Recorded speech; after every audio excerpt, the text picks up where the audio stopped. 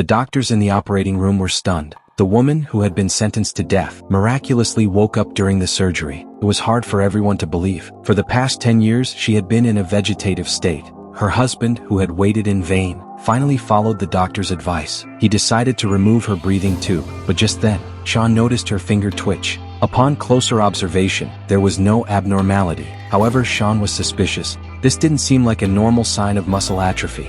It looked more like an abnormal secretion of dopamine in her body. This meant there was a high chance she would wake up. Sean's words sparked a glimmer of hope in the man, who had waited for 10 years with no result. He wanted to try again. With his consent, Sean performed a full-body examination. The results revealed a new finding. The abnormal twitching in her fingers was due to a nerve ganglioneuroma growing near her spine. The tumor was producing dopamine, stimulating the nerves, not the brain. This meant she was still in a vegetative state and had no chance of recovery. Sean then told the man the truth and advised him to remove the breathing tube again. But this time he refused. After finally seeing a flicker of hope, how could he give up now? He insisted on surgery to remove the tumor, hoping for a miracle. Perhaps sensing the inevitable outcome, the doctors were all relaxed, even chatting casually while performing the surgery. As expected, an accident happened. The surgical knife cut through the tumor capsule, causing cerebrospinal fluid to leak out. The doctors had no choice but to prepare for emergency rescue. At that moment, an intern's eyes widened. The woman in the vegetative state woke up after 10 years. This instantly drew everyone's attention. No one had expected that a medical accident would accidentally wake the vegetative patient. Even the patient herself was so shocked, she screamed in fright. Luckily, the outcome of the accident was a good one.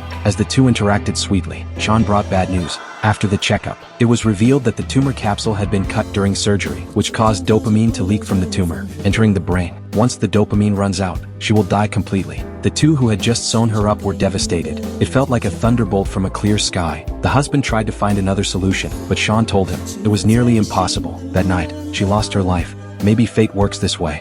On the eve of her death, God granted her one last day to say goodbye to her husband.